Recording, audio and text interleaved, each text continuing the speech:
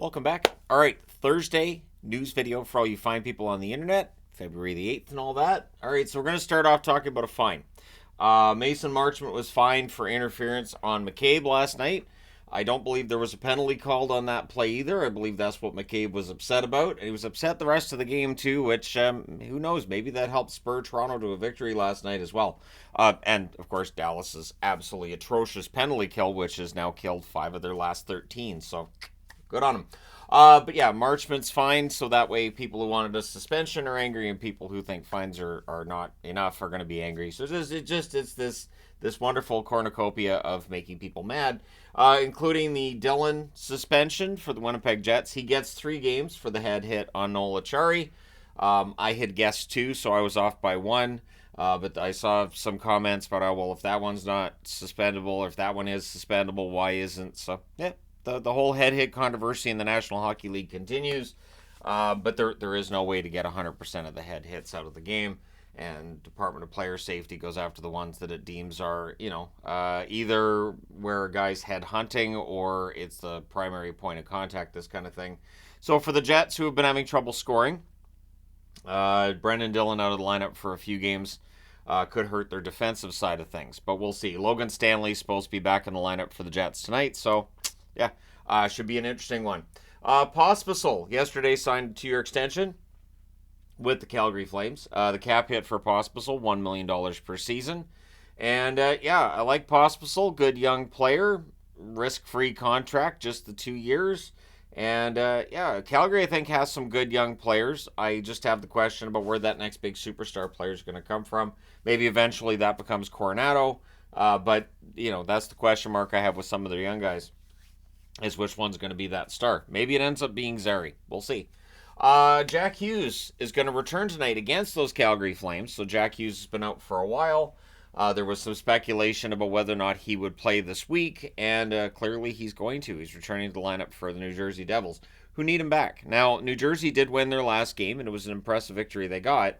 But they're going to be quite happy to have Jack Hughes back in the lineup. The record with Hughes in the lineup is much better. The way they play when he's on the ice versus when he's not on the ice, it's night and day. So Jack Hughes is a huge part of the reason that the New Jersey Devils should be pretty optimistic right now, I think. But again, we'll see how the rest of the season goes for them. But Jack Hughes could very well spur them back into a playoff spot, and maybe they stay there. Tampa Bay, a team that's got themselves in a playoff spot right now. We'll see if they stay in that playoff spot. Cizikas got hurt last night. It was a scary injury, and from what he posted on Instagram, it sounds like he's going to be out for a while. He put up an emotional post about after his leg injury and just basically, on the whole idea of the universe and how he feels about the universe right now. And spoiler alert, it's not great. But hopefully Cizikas comes back 100% when he's ready. And I don't know how long that's going to be. I was looking for some kind of update on how long he's going to be out. It does look like it's probably going to end the season for him. I'd be kind of surprised if it doesn't, and the Instagram post pretty much confirms that too. Just that if a guy's going to be out 4 weeks, they're not going to be posting about how much it sucks to get hurt.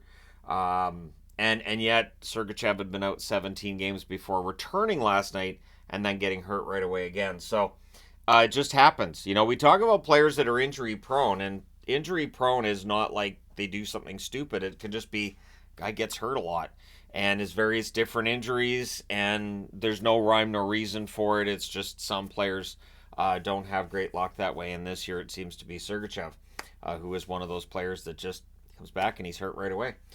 Speaking of injury, Matthew Potra, it was announced yesterday. He's going to be out 5 months after shoulder surgery, so you do the math quickly and you realize that's after the Stanley Cup's been awarded. Poitras had a really strong start to his rookie season. His play did fall off a bit. He went over and played in the World Juniors, came back, and seemed to have some of his game back at the time of the injury. But the important thing is to make sure he's healthy and good to go for next season. This underscores the fact that Boston likely will go out at the deadline, or just between now and the deadline, and find themselves a little bit of help down the middle. Poitras and Beecher early in the season really helped to not replace Bergeron and Krejci, obviously, but to help to mitigate some of that loss, right? So with Poitras out, I would look for Boston to get maybe a little more aggressive in their search for another center. Casey Cizikas has been activated from long-term injured reserve by the New York Islanders, so he should be back in the lineup for them tonight. Cizikas part of that identity line, right? And so it'll be nice to see them back together and see what Patrick Waugh can do to try to turn this team's season around. There have been some encouraging signs. I think the fact, too, that he's as passionate behind that bench as he is, that should help, too. Really shows the Islanders how much he cares. Not an insult to Lane Lambert. Patrick Waugh, I just think, is an excellent coach. So we'll see if that does help get the Islanders above the playoff line, which, again, is going to be difficult because New Jersey, I just mentioned, should, get better in the rest of the way with Hughes back. So it should be quite the dogfight in the East for who's going to get those top 8 spots. Arizona news, Barrett Hayden has returned to the ice. So Hayden's been out for quite some time. He was having struggles scoring-wise before the injury. Getting Hayden back is potentially huge for Arizona. The second half of the season they had last year, Hayden playing with Schmaltz and Keller, one of the best lines in hockey. And this year it just hasn't been quite the same.